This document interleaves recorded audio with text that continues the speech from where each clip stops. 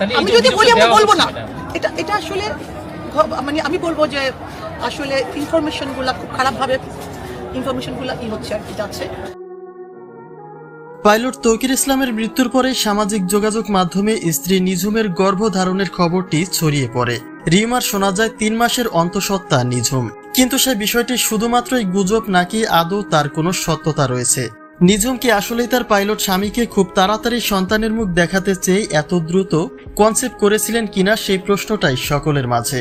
তবে মূল ঘটনাটি আসলে কি ছিল, এবার সে বিষয়ে মুখ খুলেছেন নিঝুমের খালা শাশুড়ি। প্রিয় দর্শক, 3 মাসের অন্তঃসত্ত্বা নিঝুম কি আসলেই তার বাচ্চা নষ্ট করলেন নাকি তা শুধুমাত্রই একটা গুজব? তার বিস্তারিত জানতে অবশ্যই পুরো ভিডিওটি দেখে সঙ্গেই থাকুন।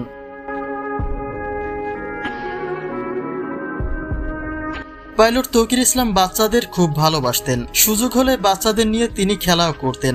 স্বপ্ন তো প্রতিটি পুরুষেরই থাকে যে একদিন সে নিজেও বাবা হবে, যার ব্যতিক্রম নিশ্চয়ই ছিলেন না পাইলট তৌকির ইসলাম।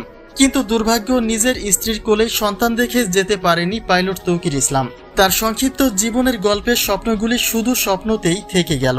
কিন্তু প্রশ্নটা এখানেই যে স্বামীর ইচ্ছে পূরণে এত অল্প সময়ে বাচ্চা কনসেপ্ট করেছিলেন কিনা নিঝুম, আর যদি করেই থাকেন তবে সেই বাচ্চার জন্ম তিনি আসলে দেবেন কিনা। একটা মেয়ের বিবাহিত জীবনকে কেন্দ্র করে এই প্রশ্নটা থাকতেই পারে। যেহেতু অকালে তিনি তার স্বামীকে হারিয়েছেন, সেক্ষেত্রে তার পুরো জীবনটা এখনো পড়েই আছে।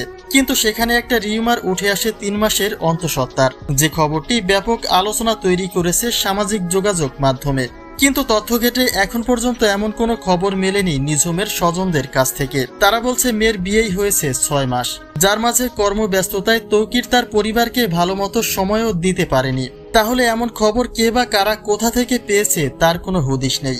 অতএব নিঝুমের গর্ভধারণের খবরটি এখন পর্যন্ত একটা গুজব ছাড়া কিছুই নয়।